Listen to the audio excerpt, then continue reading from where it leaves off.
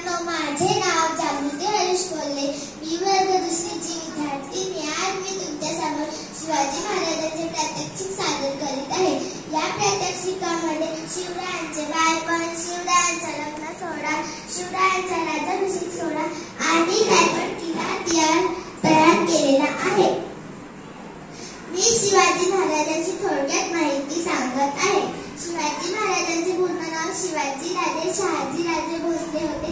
शिवाजी महाराजांचा जन्म 19 फेब्रुवारी 1630 रोजी शिवनेरी किल्ल्यावर झाला.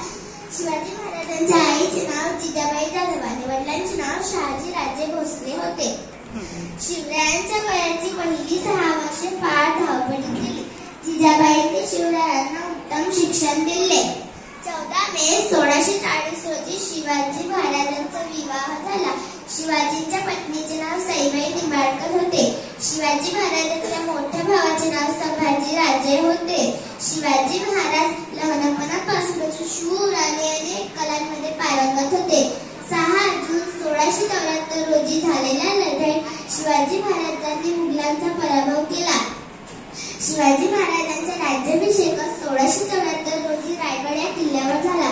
छत्रपती शिवाजी महाराज भारताचे महान राजे होते. जय भवानी, जय शिवाजी.